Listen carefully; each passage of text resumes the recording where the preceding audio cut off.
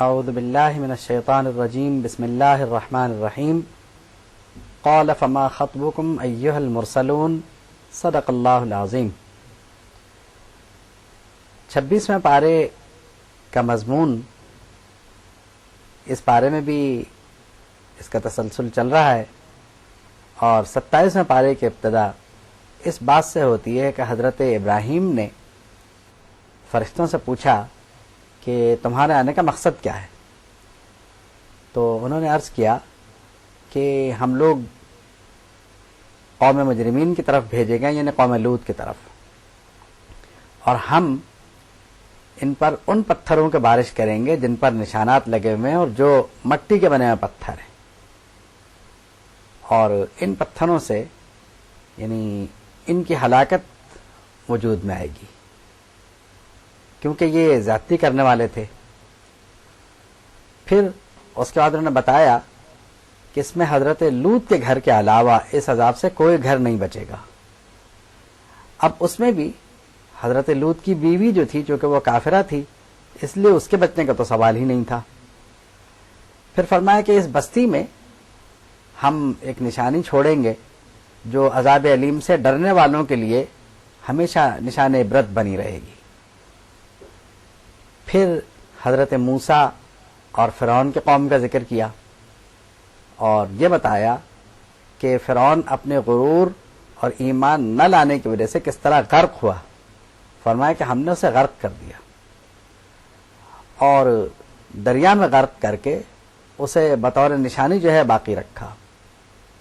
فَأَخَذْنَاهُ وَجُنُودَهُ وَنَبَذْنَاهُمْ فِي الْيَمِّ، تو اس کو جو ہے وہ دریا میں غرق کر دیا، اور یوں جو ہے فرعون کا مسئلہ بھی ختم ہو گیا۔ پھر قوم عاد کا ذکر فرمایا کہ قوم عاد کو یعنی ایک آندھی کے ذریعے ہلاک کیا گیا۔ وہ آندھی ایسی تھی کہ جس شے پہ لگتی تھی اسے گلا سڑا کے چھوڑ دیتی تھی۔ پھر فرمایا کہ اور یاد کریں اس وقت کو جب ہم نے قوم سمود سے فرمایا، یعنی قوم سمود سے کہا گیا کہ اب تم کچھ وقت کے لیے دنیا کا نفع حاصل کر لو۔ پھر قوم نوح کا ذکر فرمایا، اور یہ فرمایا کہ اس سے پہلے قوم نوح تھی، اور ان کے لوگ اس لیے ہلاک ہوئے کہ یہ فاسق تھے۔ پھر اللہ نے اپنی قدرت کاملہ پر دلائل قائم فرمانا شروع کیے، اور فرمایا کہ آسمان کو اور زمین کو وسیع بنانے والا اور زمین کو فرش بنانے والا رب وہ کتنا یعنی قادر مطلق ہے، اور ان چیزوں پر وہ قادر ہے۔ اگر وہ اس پہ قادر ہے تو تمہیں مرنے کے بعد کیوں نہیں اٹھا سکتا؟ پھر اس نے ہر شے کو جوڑا جوڑا پیدا کیا تاکہ تم نصیحت حاصل کرو۔ فرمایا کہ اللہ کے علاوہ یعنی کسی کو اس کا شریک نہ بناؤ، اور نبی کریم صلی اللہ تعالی علیہ وسلم سے یہ فرمایا گیا کہ آپ یہ کہیں کہ میں تو اللہ کی جانب سے نذیر بنا کے بھیجا گیا ہوں جو کہ واضح نشانیاں لے کے آیا ہے۔ پھر فرمایا کہ یہ ایک قانون ہے کہ جب بھی کبھی انبیاء کرام کسی قوم میں تشریف لائے تو یہ کوئی نئی بات نہیں ہے کہ آپ کو جادوگر کہا جا رہا ہے یا آپ کو معاذ اللہ مجنون کہا جا رہا ہے، یہ انبیاء کرام کے ساتھ ہوتا رہا ہے۔ تو اب آپ یہ کیجئے، ان کی طرف سے توجہ ہٹا لیجئے اور آپ نصیحت کرتے رہیے۔ نصیحت کا فائدہ مومنین کو تو ہوتا ہی ہوتا ہے، یعنی کافروں کی طرف سے صرف نظر کر کے آپ اپنی تبلیغ، اپنی دعوت کو جاری رکھیے، مومنین کو نصیحت فرماتے رہیے، اور اس نصیحت عام کا فائدہ بھی مومنین ہی کو پہنچے گا۔ پھر پوری انسانیت کو متوجہ کیا گیا کہ تمہاری پیدائش کا مقصد صرف یہ ہے، یعنی تمہاری اور جنوں کے پیدائش کا مقصد صرف یہ ہے کہ تم میری عبادت کرو۔ میں تم سے رزق کا سوال نہیں کر رہا، اور نہ ہی میں یہ کہتا ہوں کہ تم مجھے کھلاؤ۔ اللہ یعنی رزاق ہے، رزق فراہم فرمانے والا ہے، انتہائی طاقتور، انتہائی مضبوط۔ اور رہے کافر تو انہیں تو چاہیے کہ وہ جلدی نہ کرے، کیونکہ وہ اصل میں گناہگار ہیں، مثل ذنوب اصحابہم، وہ گناہگاروں کی طرح گناہگار ہیں۔ فلا یستعجلون، تو وہ جلدی نہیں کرتے۔ پھر فرمایا کہ کافروں کی بربادی کہ انہیں اس دن کے ہونے پر یقین نہیں آتا، یہ دن تو آ کے رہے گا، می یومہم الذی یوعدون۔ اور اس کے بعد سورہ طور شروع ہوتی ہے۔ سورہ طور میں یعنی طور کی قسم اور اس طرح کے تقریباً 5 قسمیں کھانے کے بعد یہ فرمایا گیا ہے کہ جس دن کا یقین نہیں کرتے وہ دن تو آ کے رہے گا، اور اس دن کا جو عذاب ہے وہ بھی واقع ہوگا، اور اس عذاب کو کوئی روک نہیں سکے گا۔ اور وہ دن ایسا ہوگا کہ وہ دن تو آئے گا ہی، پہاڑ جو ہے وہ روئی کے گالوں کی طرح اڑنے لگیں گے۔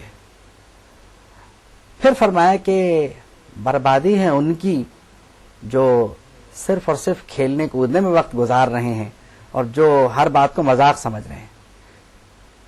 پھر فرمایا کہ انہیں جہنم کی طرف بلایا جائے گا اور فرمایا جائے گا یہ ہے وہ آگ جس کو تم جھٹلایا کرتے تھے۔ تو اب تم چاہو یا نہ چاہو تمہیں اس میں جانا تو ہے۔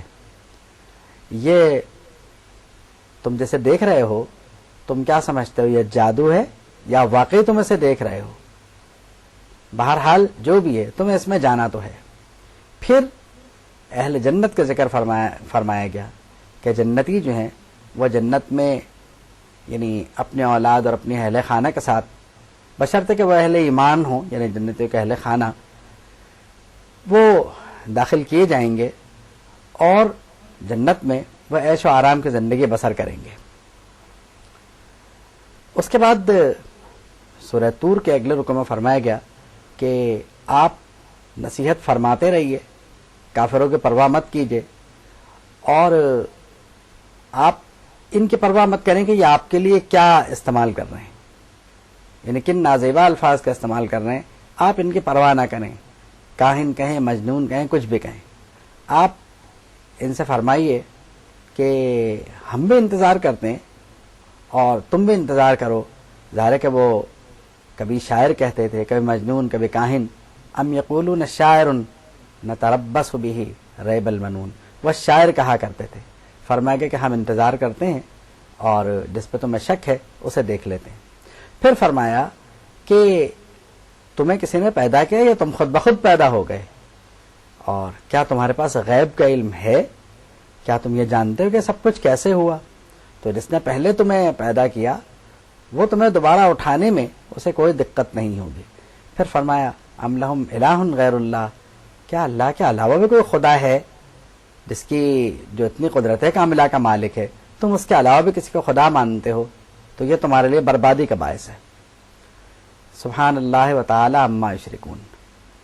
پھر فرمایا کہ آپ تسلی رکھیے، فاصبر لحکم ربک، اپنے پروردگار کے فیصلے پہ صبر فرمائیے اور اس کی تصویر بیان فرماتے رہیے۔ آپ ہماری نظروں کے سامنے ہیں اور آپ جو ہیں یعنی سجدے کرتے رہیے، آپ ہمارے نظروں کے سامنے ہیں، یہ آپ کا کچھ نہیں بگاڑ سکتے۔ پھر سورہ والنجم شروع ہوتی ہے اور اس میں بھی اس سورت کا آغاز بقسم سے ہوتا ہے۔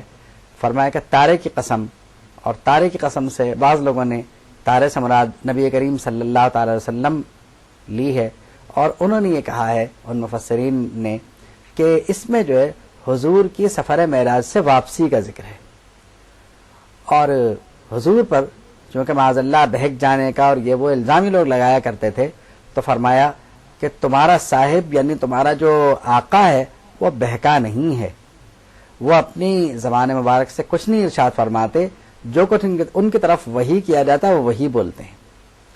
پھر جبریل امین کا ذکر ہے کہ حضور کے لیے جبریل امین وحی لے کے آتے ہیں، اور وہ جو ہے وہ ان کو جو ہے وہی جو کچھ وہ دیتے ہیں، یعنی جو وحی کی جاتی ہے اسی کے مطابق وہ اپنی زندگی بسر کرتے ہیں۔ پھر ذکر معراج کچھ اس طرح سے ہوتا ہے کہ دیدار خداوندی کا ذکر ہے اس میں، ثم دنا فتدلی میں، اور پھر سدرۃ المنتہا کا بھی ذکر ہے کہ، اور پھر اس بات کا ذکر بھی ہے کہ فرشتے کو یعنی جبریل کو حضور نے اصلی حالت میں یعنی 2 بار دیکھا تقریباً، تو اس کا بھی یعنی اشارہ جو ہے اس میں ملتا ہے۔ پھر فرمایا کہ جو کچھ انہوں نے معراج میں دیکھا اس کو انہوں نے جھٹلایا نہیں، اور یعنی اس کے علاوہ جو ان کی طرف وہاں پر وحی کیا گیا، فَأَوْحَىٰ إِلَىٰ عَبْدِهِ مَا أَوْحَىٰ، جو اس کے بندے کی طرف وحی کیا گیا وہ وحی کیا گیا، یعنی جو اللہ نے نہیں بتایا وہ حضور نے بھی نہیں بتایا کہ معراج میں کیا کچھ ہوا، جتنا حضور نے ظاہر فرمایا اتنا ہی سب کو معلوم ہے۔ پھر فرمایا کہ انہوں نے وہاں اپنے پروردگار کی بڑی بڑی نشانیاں دیکھی، پھر لات عزات اور منات کا رد کیا گیا، شرک کا رد کیا گیا، اور فرمایا گیا کہ یہ وہ لوگ ہیں جو اللہ کے لیے بیٹیاں اور اپنے لیے بیٹوں کا انتخاب کرتے ہیں۔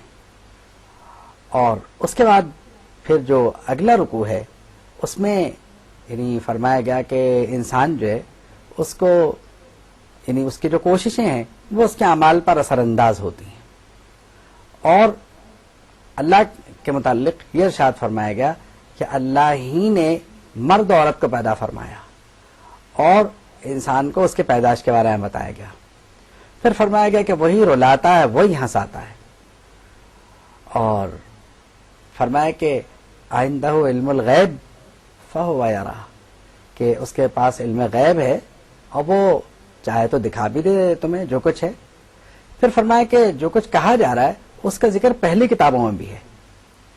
پھر فرمایا کہ وہی ہنساتا ہے وہی رلاتا ہے، اور اس کے بعد مختلف اقوام کا ذکر فرمایا گیا، وَثَمُودَ فَمَا أَبْقَىٰ، قوم سمود باقی نہیں رہی، اور قوم نوح وہ انہم کانوا ہم اظلم واطغیٰ، وہ ظالم تھے اور گمراہ تھے، تو اب ہوا کیا، ان کو تباہ کر دیا گیا۔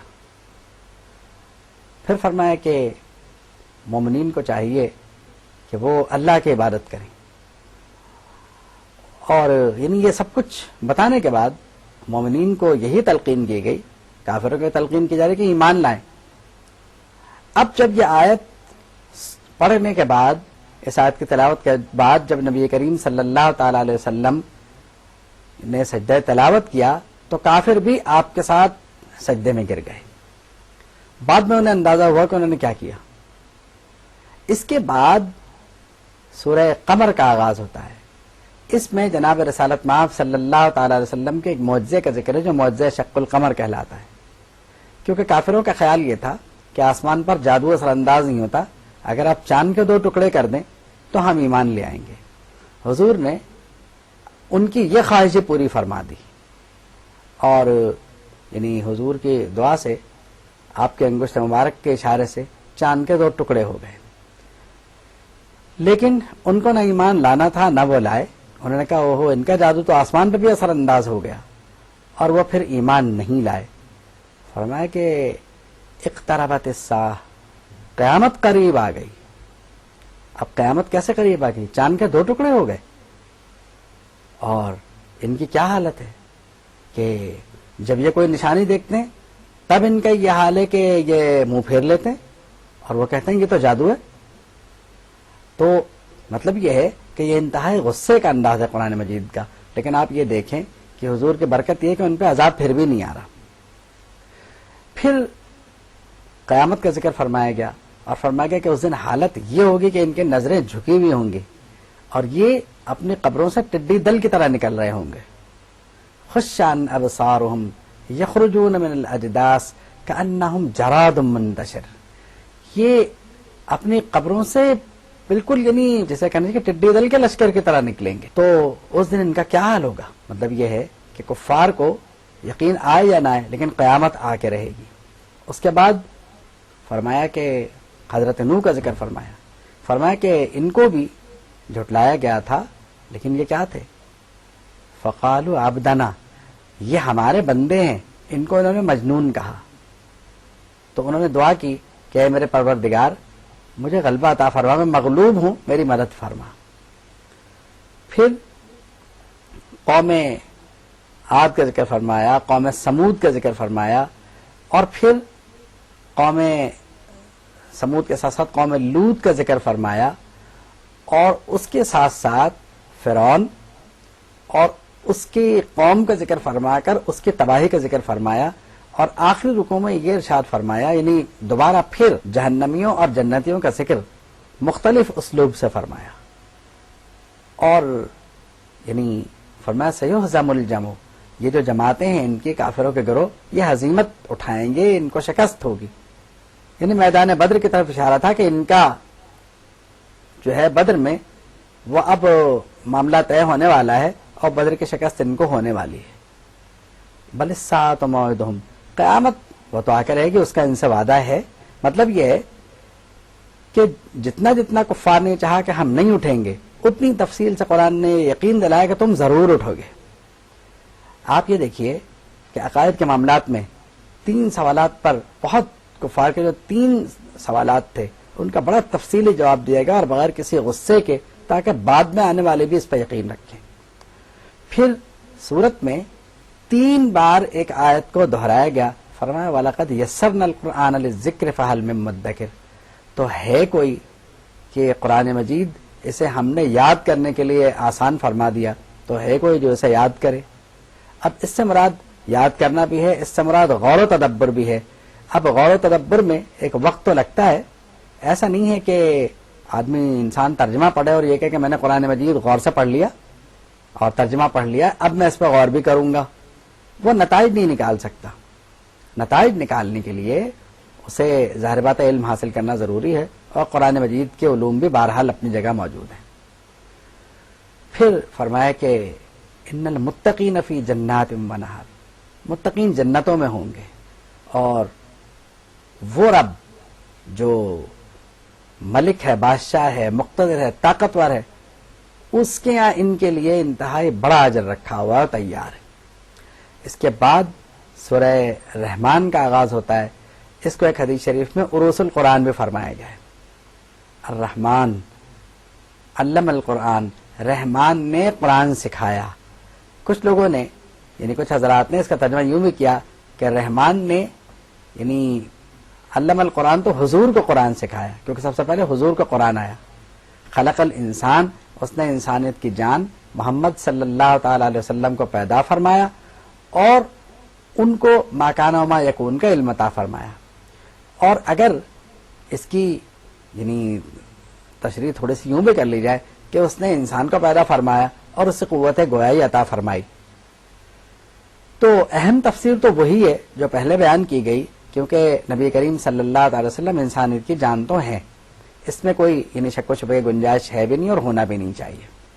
اور انہیں ما کان و ما یکون کا علم ہے، یہ بھی اپنی جگہ یعنی بات بالکل ٹھیک ہے کہ اللہ کی عطا سے عطائی علم جو ہے انہیں ما کان و ما یکون کا وہ حاصل ہے.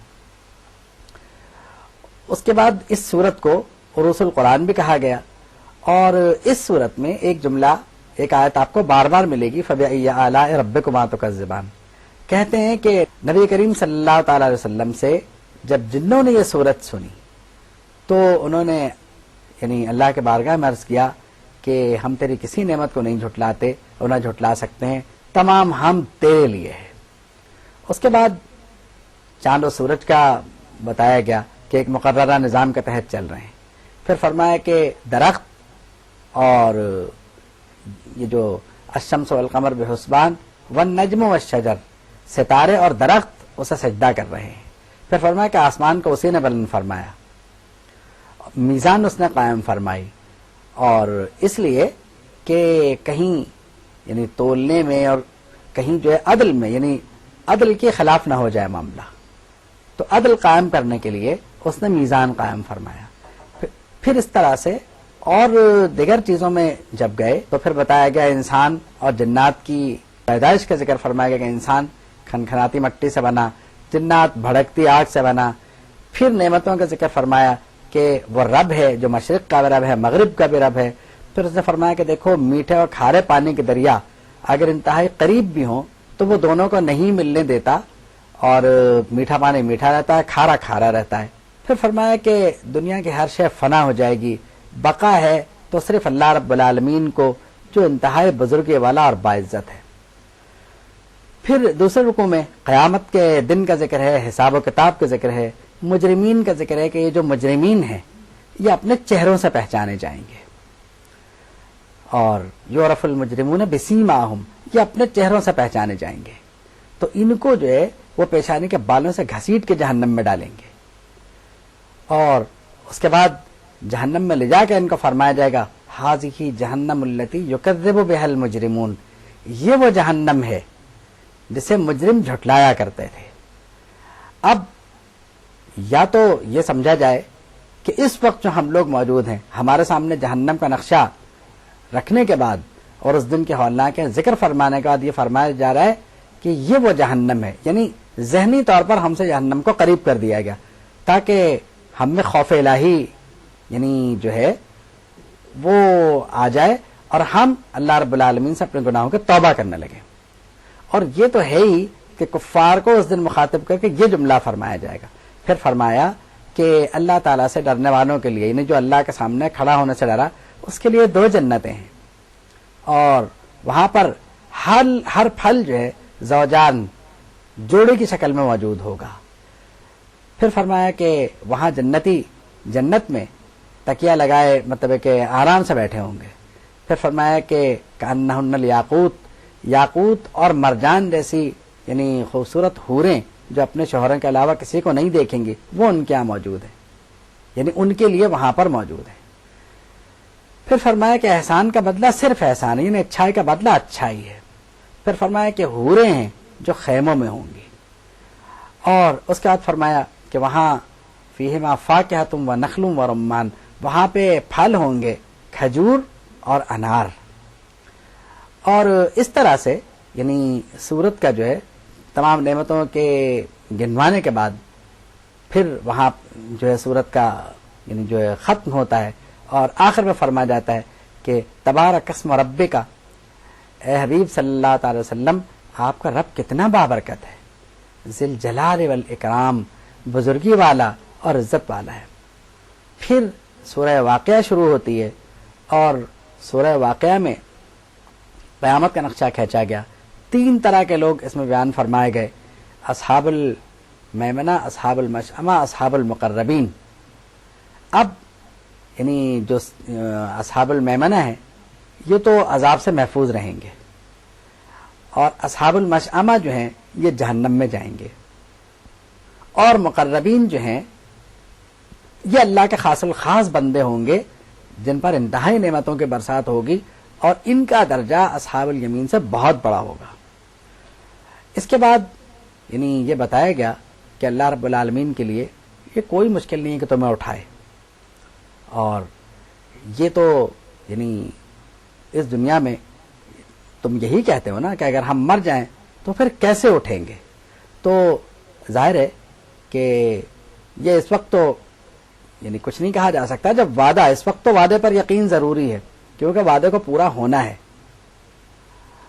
फिर उसके बाद फरमाया गया तुम्हें अपनी पहली पैदाइश याद है, अगर वो तुम्हें याद है तो फिर तुम्हें यानी इन मरने के बाद उठने के बारे में कोई हैरत और कोई ताज्जुब नहीं होना चाहिए। फिर चंद मिसालें बयान फरमाई गई कि जो खेतों में तुम्हारे लिए अनाज उगता है ये तुम उगाते हो या हम उगाते हैं। फिर फरमाया कि ये जो आसमान से पानी बरसता है ये तुम बरसाते हो या हम बरसाते हैं। फिर फरमाया कि ये जो पानी तुम पीते हो अगर हम इसे खारा कर दें तो तुम क्या कर लोगे। ये आग जो तुम जलाते हो इसके दरख्त तुमने पैदा किए हैं या हमने। फिर फरमाया नहनु जअलनाहा तज़किरतन, ये तो हमने नसीहत की गरज से बनाया है और यानी मुफीद बनाया है ताकतवर लोगों के लिए, जो ताकत हासिल करना चाहते हैं। ये सब बातें उनके लिए फायदेमंद है। पानी से जिस्म को कुव्वत हासिल होती है और आग इंसान की अहम जरूरत है। गल्ला, इसके बगैर इंसान जी नहीं सकता। तो ये जो मिसालें बयान फरमाई गई ये बड़े कमाल की मिसालें कि जब हम ये कर सकते हैं तो तुम्हें उठाना कौन सा मुश्किल काम है। फिर सितारों की कसम खा के इरशाद फरमाया कि इन्नहु लक़समुन लौ तालमून अज़ीम, ये बहुत बड़ी कसम है अगर तुम इसे समझो। फिर कुरान मजीद के मुताल्लिक़ फरमाया कि ये कुरान बहुत इज्जत वाली किताब है और ये यानी एक सहीफे में लिखी हुई है और इसे छूने वाले को चाहिए कि वो पाक साफ होकर इसे छुए। और उसके बाद फरमाया कि ये रब्बिल आलमीन की तरफ से नाजिल करदा किताब है।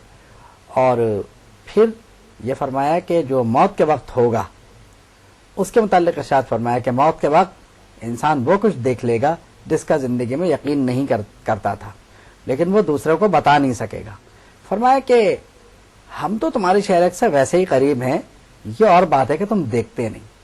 پھر تینوں گروہوں کا ذکر فرمایا، اصحاب یمین کا، اور اس کے بعد مکذبین الضالین کا ذکر فرمایا، یعنی جو جھٹلایا کرتے تھے، اور مقربین کا بھی ذکر اسی میں ہے۔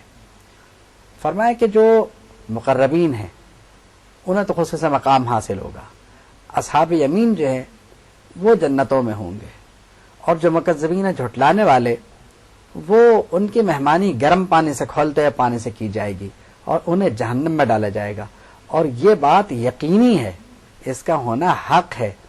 فسبح بسم ربک العظیم، بے شک آپ اپنے پروردگار کی تسبیح فرماتے رہیے۔ اس کے بعد سورہ حدید شروع ہوتی ہے، سبح للہ ما فی السماوات و ما فی الارض۔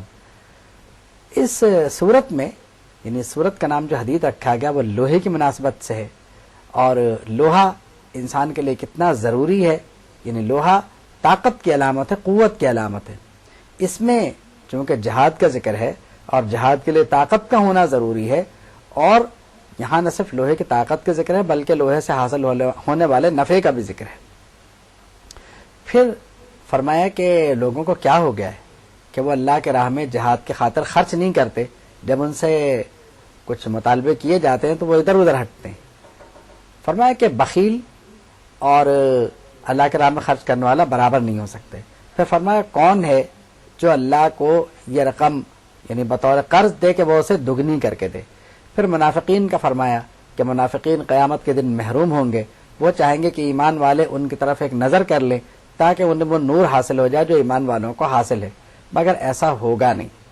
پھر یعنی شہداء، صدیقین اور انبیاء کرام کا ذکر ہے۔ پھر اس کے بعد فرمایا گیا کہ تم یقین رکھو کہ یہ دنیا جو ہے یہ لہو و لعب ہے اور یہ دھوکے کی جگہ ہے، اس کی خوبصورتی، اس کا فخر اور اس میں مال و اولاد کی کثرت، یہ سب بیکار باتیں ہیں، یہ تو سب آزمائش کی باتیں ہیں۔ اصل بات جو ہے اللہ کی رضا اور اللہ کی مغفرت ہے۔ پھر فرمایا کہ انسان پر جو مصیبت نازل ہوتی ہے وہ اس کے اپنے اعمال کا معاملہ ہے۔ پھر فرمایا کہ ہم نے انبیاء کرام کو واضح نشانیوں کے ساتھ بھیجا، ان کو کتاب دے کے بھیجی تاکہ عدل قائم ہو سکے، لوہا اتارا تاکہ وہ لوگوں کے لیے فائدہ مند ہو سکے۔ تو کون ہے جو اللہ کے دین کی مدد کرے اور اس کے رسول کی مدد کرے، اور جو یہ مدد نہ کرے تو اللہ غنی ہے، بے پرواہ ہے اور قابل حمد ہے۔ پھر حضرت نوح کا ذکر فرمایا، وَلَقَدْ أَرْسَلْنَا نُوحًا، تو حضرت یعنی نوح کا ذکر فرمایا۔ پھر دیگر انبیاء کرام کا ذکر فرمایا، وَلَقَدْ أَرْسَلْنَا نُوحًا وَإِبْرَاهِيمَ، حضرت نوح، حضرت ابراہیم اور حضرت عیسیٰ کا ذکر فرمایا۔ اور حضرت عیسیٰ کے جو دین پر قائم رہنے والے تھے تو ان میں ان لوگوں کا ذکر فرمایا جن کو اللہ کی بارگاہ سے اجر ملے گا۔ پھر اللہ نے انہیں مخاطب کر کے فرمایا کہ اے ایمان والو، ایمان لاؤ اللہ پر، اس کے رسول پر، اور وہ تمہیں دوہرا اجر عطا فرمائے گا، یعنی پہلے نبی پر ایمان رکھنے کا بھی اور یہ بھی، تمہارے گناہ بخش دے گا، وہ بخشنے والا مہربان ہے۔ اور اہل کتاب اس بات کا یقین رکھیں کہ وہ خود سے کچھ بھی حاصل نہیں کر سکتے، اللہ کا فضل یعنی اس کی دعوت پر عمل کے بغیر حاصل نہیں کر سکتے، اور فضل تو اللہ ہی کے دست قدرت میں ہے، جس کو چاہے عطا فرمائے۔ اللہ بہت بڑے فضل کا مالک ہے اور بہت بڑے فضل والا ہے۔ وآخر دعوانا ان الحمد للہ رب العالمین۔